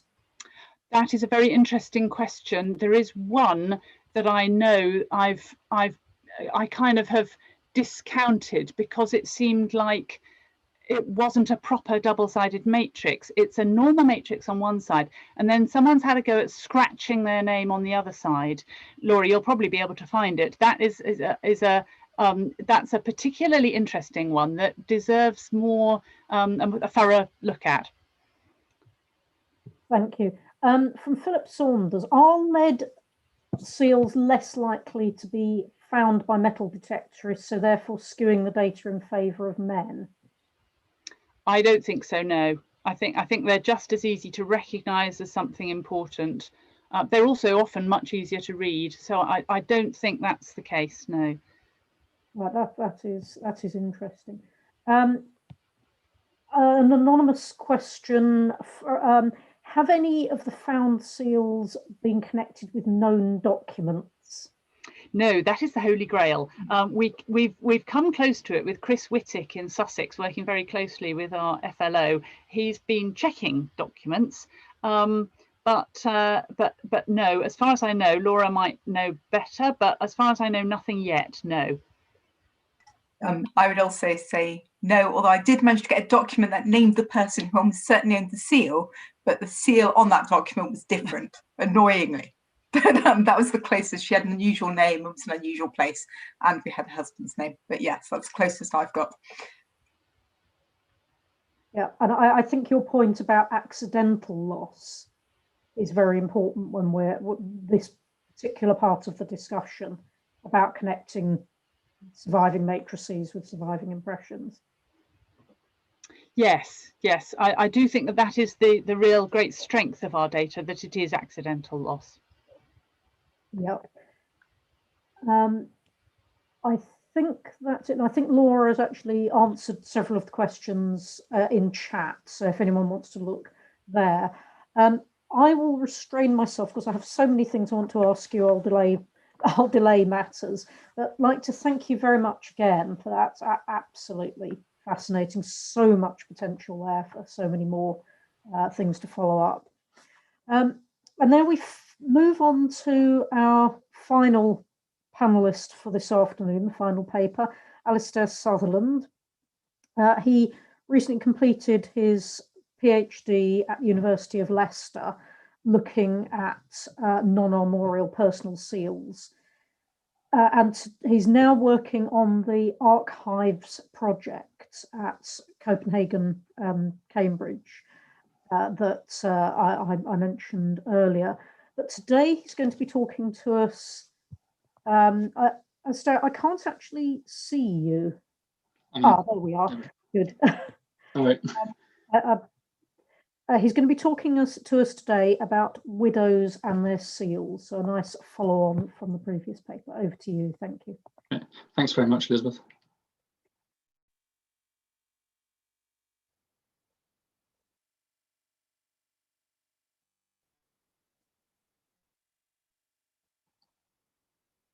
Okay, hopefully you can all see that. Oh, hang on, where's the start gone? That's much better. Yeah, hopefully you can all see that now. Thanks very much, everyone, for tuning in today. This paper stems from some of the work that I did during my PhD, in which I explored non-armorial personal seals and the ways that they were used to express personal identity in rural English communities between the late 12th century and the middle of the 14th.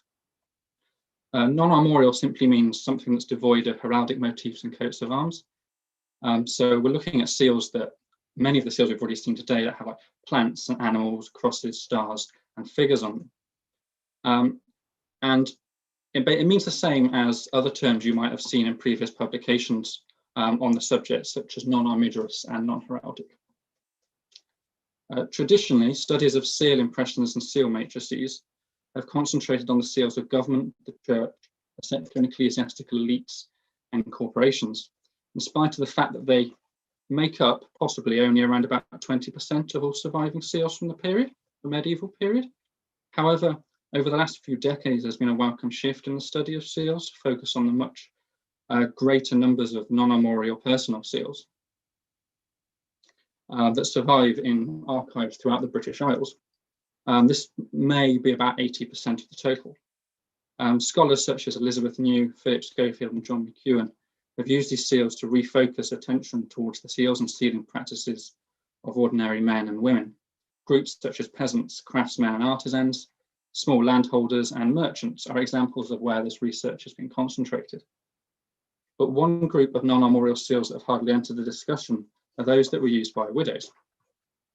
Therefore, the aim of my paper is to draw attention to this overlooked group by looking at their seals, the ways in which they use them, and what this can tell us about the widow's sense of personal identity.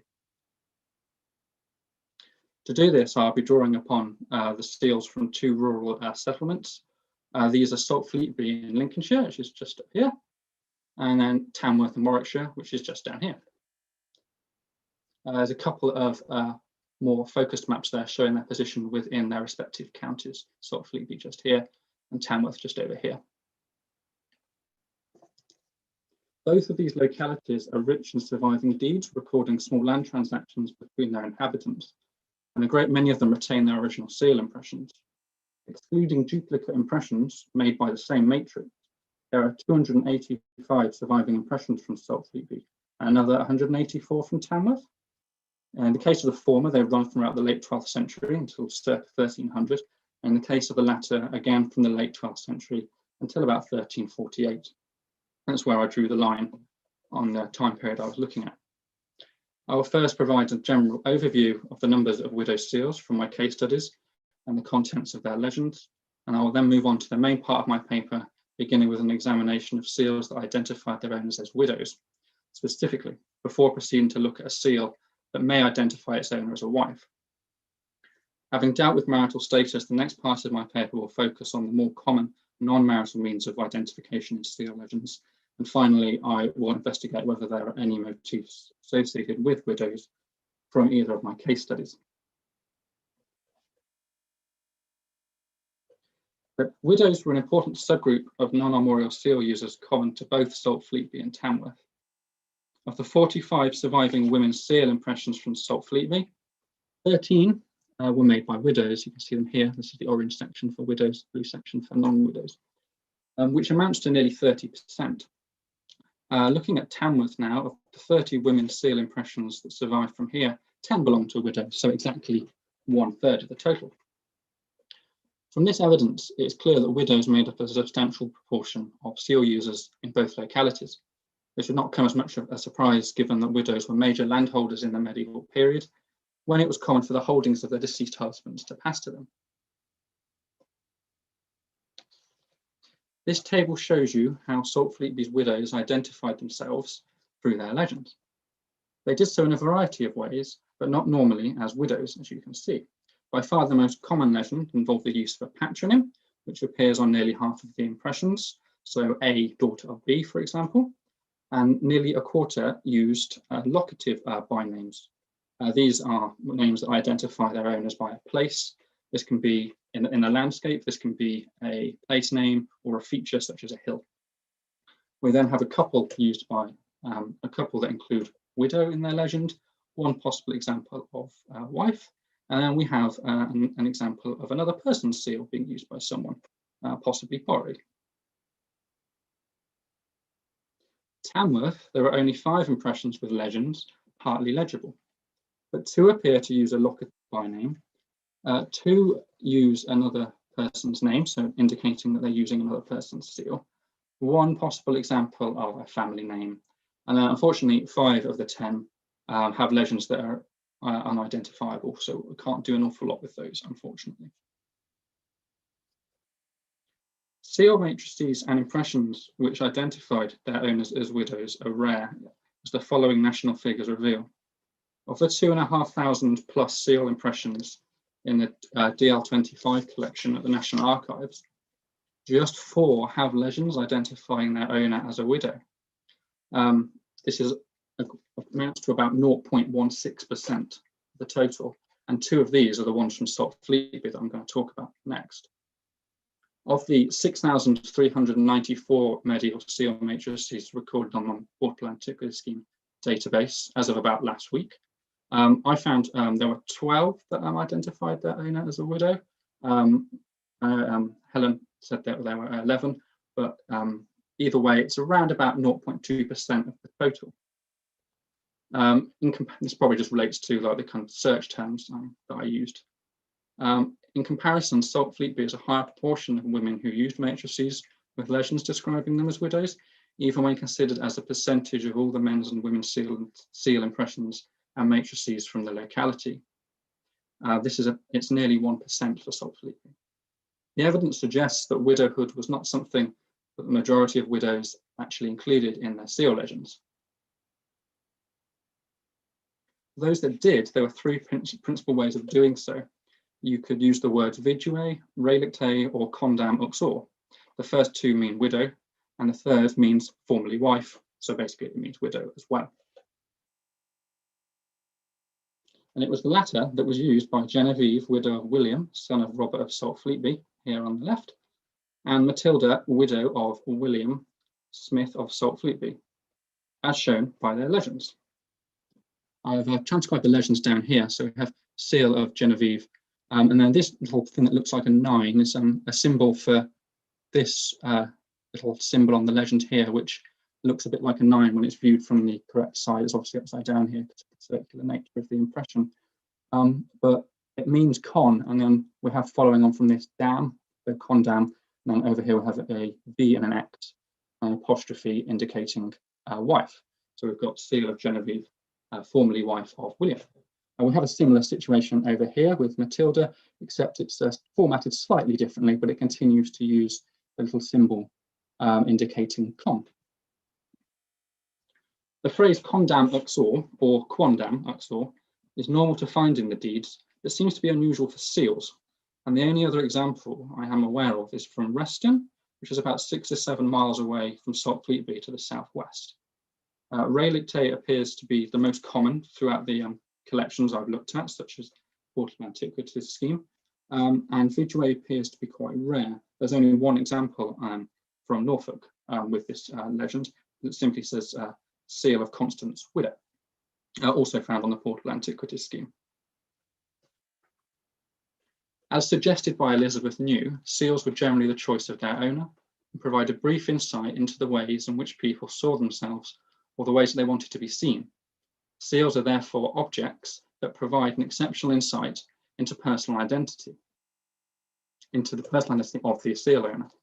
Moreover, Bridget Bedos-Rezac, largely looking at seals in a more elite context, stated that seals were intended for repetitive use in a wide variety of circumstances as representatives of individuals who often had multiple titles and social roles. These conditions of usage and the small size of seals necessitated economy and legends, which included the most essential elements of a sealer's identity. On non-armorial seals, which tend to be a bit smaller than noble seals, space was at an even greater premium because of their typically small size. Therefore, legends on non-armorial seals, which diverge from conventional formulas specifying filial relationships and locative bynames, for example, can be argued to be an even more potent expression of an individual's personal identity. Thus, widows like Genevieve and Matilda identified themselves as widows through their seal legends because it was key to their personal sense of identity. Widowhood changed the status of women in a way that did not apply to men. Judith Bennett argued that it brought about an expansion in the availability and exercise of public power, which surpassed that of other women. In her study of the land market at Brigstock, Northamptonshire, she revealed that widows, more than daughters and wives, emulated the participation of men by independently trading, exchanging and selling parcels of property. She observed that the widows were distinguished from other women by their legal actions. Like daughters, they owed suit to the court, answered complaints, and pursued litigation without the coverture of a male. And like husbands, they were legally liable for the actions and problems of their dependents. Bennett also noted that the social experiences of widows revealed a similar breadth of social activity and power to men. The court associations of most women were characterized by a strong focus on kin, but associations of widows more closely matched those of men, with a wide and varied reliance on not just on kin, but on neighbours as well. Consequently, as a widow, a woman in early 14th century Brigstock faced many more public opportunities and responsibilities than she encountered as a married woman. So too would have Genevieve and Matilda in Salt Fleetby. Indeed, clauses in widows' charters which stressed their legitimacy and power to engage in land transactions and their ability to formulate property-related agreements further attest to this. So the addition of a seal, which identified the sealer as a widow, to a deed was not only an extension of their legal independence as specified in the document, but a forceful statement or assertion even that was represented in material form and visible to others. Condam uxor, followed by the name of the husband, stressed the marital relationship that had existed between the two, that the husband was now dead and the sealer was sealing independently as a widow. These two seal impressions therefore represent a stark shift in their identity from dependent spouse to independent widow, a point reinforced by the fact that the seal must have been made after the husband had died. The object itself and the legend therefore embodied a new phase in the life cycle of these women that they wished to demonstrate to others.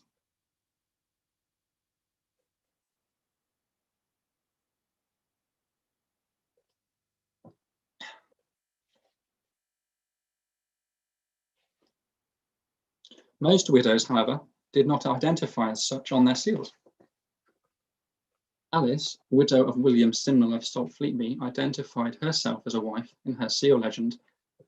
This is the seal impression, by the way. Owing to the illegible nature of this seal legend, we are dependent on the partial transcription in TNA's catalogue, which are provided down here. This was taken a long time ago. The seal has since deteriorated considerably, hence why I'm working with this transcription. But the letters FEM, fem, likely indicate femina, meaning wife. If this reading is correct, then it is almost certain that Alice would have acquired her matrix prior to the death of her husband, William. And the choice of wording here tied her identity to him. Whether this was initiated by Alice herself, or William even, cannot be said.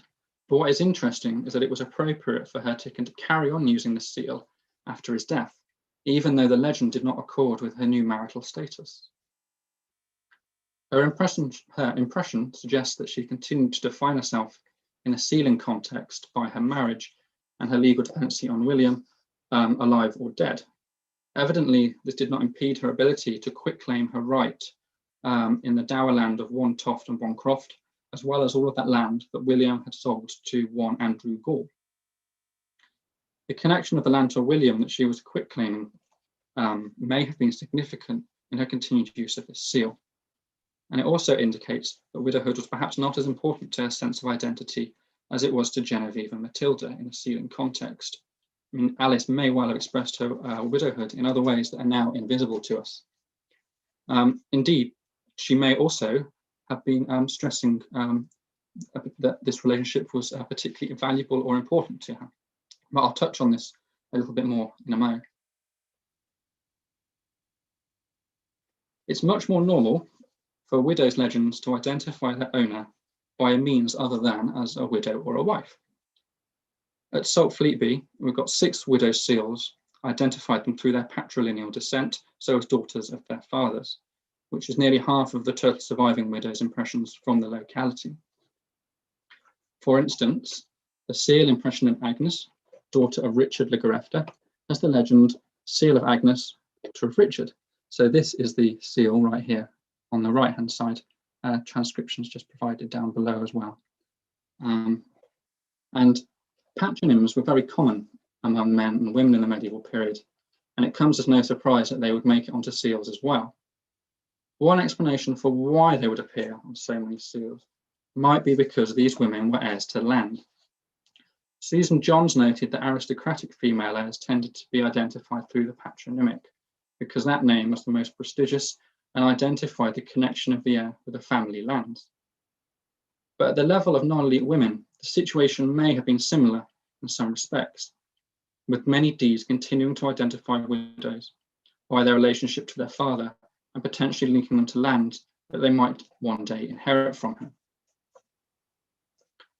Again, to touch on the point made by Helen that maybe these legends emphasised a particularly valuable, important relationship, this is also another possibility in this situation. Agnes may have felt that her relationship with her father was much more valuable, whether emotionally, personally, or legally, and sought to emphasise that. The reasons why widows did not identify themselves as widows on their seals may also have been one of pragmatism or economics. It is very apparent that it was not compulsory for a woman to acquire a new matrix when she entered widowhood, as the example of Alice, wife of William, I've just spoken about, demonstrates. This is apparent also in the case of Hoisia, daughter of Walter, who used the same seal matrix for an impression appended to an acknowledgement of a gift made in conjunction with her husband, William Mason, to one Philip Gould. After William's death, she used the same matrix to make a gift of 6 acres of land on her own to the same Philip. Clearly, some of these widows already had a matrix on which was engraved an element of their personal identity that was most essential to them at the time they acquired it, and it was unnecessary to acquire a new one when personal circumstances changed. An ordinary seal matrix was not particularly costly, as it was made of base metals, but many may not have wished to spend money on another matrix if it was not necessary, especially if it was for single use, as has already been pointed out. Many of the seal matrices for people of lower status may well have been.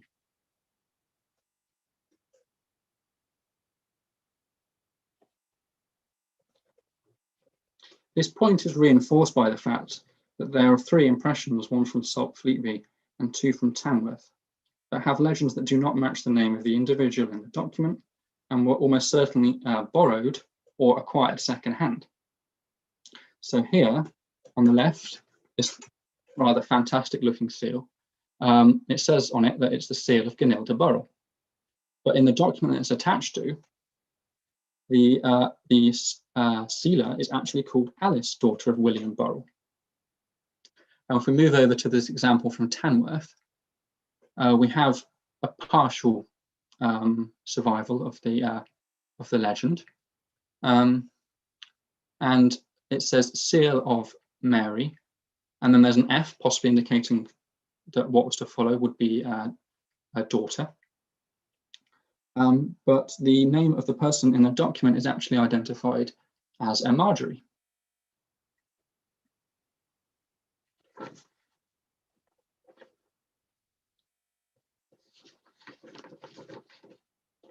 Having focused on legends for most of this paper, I would now like to consider the motifs on widow seals before drawing into a conclusion. By far the most common motif used by widows at Saltfleetby was the stylized lily, a motif that looks like a fleur-de-lis because it is found on 7 of the impressions from the locality, which is over 50%. You can see them here. These are quite kind of crude, almost angular style ones. And I saw a comment earlier asking about the stylized lily being upside down. This is an example of that I've got from my source material, and there are multiple other examples as well, if that's of interest. To see if the popularity of the stylized lily was significant, we can compare it with the number of non-widows using it. So altogether, there are 24 stylized lilies at Saltfleetby on women's seal impressions, 7 belonging to widows and 17 belonging to non-widows. And looking at the proportion that survive for widows, we get a figure of 53.2%. And then if we compare it with non-widows, we get a figure of 53.8%, so only a 0.6% difference, indicating that the use of the stylized lily by widows at Saltfleetby was not significant in the context of widowhood. Additional types of motif on widow seals include 2 different types of plant or flower.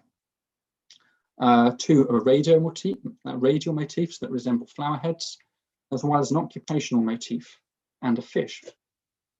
My research suggests that none were associated with widows in particular, but the very small numbers of the other examples of motifs used by widows makes it very difficult to actually make a statistically meaningful calculation in this respect. At Tamworth, we have 1 widow who used a stylized lily, 2 that used motifs that may or may not have been stylized lilies, 1 using a radial device that also looked like a flower, in this case with about 6 petals, 1 a bust facing right with the hands in the prayer position, 1 a figure, maybe the Virgin Mary, and 2 with some blank shields. Another 2 of the motifs are sadly unidentifiable. This suggests that there was no one motif that was particularly associated with widows at Tamworth either, even when compared with non-widows motifs. However, a clear understanding of the situation at Tamworth is somewhat compromised by the small numbers of each motif type available for study on seal impressions, and the damaged condition of the impressions making accurate description problematic. The seals from Tamworth do not survive as well as the seals from Saltfleetby at all. Nonetheless, the variety and the types of motif that they used are in keeping with the popularity of motifs of all of Tamworth's women, widows or not. It therefore appears that no one motif was associated with widows from Saltfleetby and Tamworth.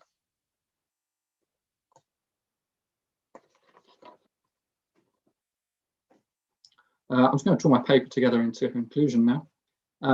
Widowhood redefined a woman's identity because it led to a number of important changes in her life, most notably the increased degree of personal and legal freedom that she could exercise. But for most widows, it was clear this was not an important aspect of their personal identity, specifically within a sealing context, because it was rare for a widow to identify herself as such on her seal through her legend. Much more common were legends emphasising aspects like patrilineal descent, perhaps owing to the fact that there was some potential heirs to their father's lands. Even so, just as viable an explanation is that they were trying to emphasise particularly personal relationships as well, or that fundamentally it was not necessary for a widow to acquire a new seal if she already had one. So on the odd occasion where a widow did identify as one with her seal legend, we can conclude that the widowhood was particularly important to a sense of personal identity. Seals like those of Genevieve and Matilda are a rare moment showing the point in time at which a new matrix was commissioned and the reason for it. These seals embodied their owner's new sense of personal and legal freedom and were a public display of it. having looked at legends, you can see they're associated with widowhood, but it seems that motifs based on my research cannot be associated with widowhood. Thank you very much for listening. Right, thank you very much indeed, Alister. That's, as you say, so little work's been done on seals and sealing patterns of widows, but that's just so interesting to have this information. There's a question from John Titterton to start with. At Salt Fleetby, you've got around 70% of women who are not widows. Of that 70%, do you know the split between wives and spinsters? So wives and unmarried women.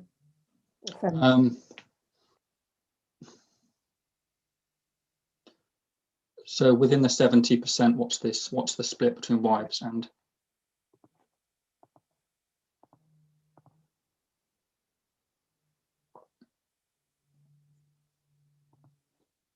Sorry to put you on the spot. Sorry, can you repeat the question for me, please? Of the 70% who are not widows, Mm-hmm. how many of those are single women rather than married? Very hard to say. We only have what the documents can tell us, and they don't always give us the full impression. There are a number of married women who appear. The exact proportion of them I do not know off the top of my head. But by the nature of the way that the documents were written, it is not always easy to tell whether someone's married or not. Quite a lot of them also used then they didn't specify whether they were married, but we don't know if that means they were or not.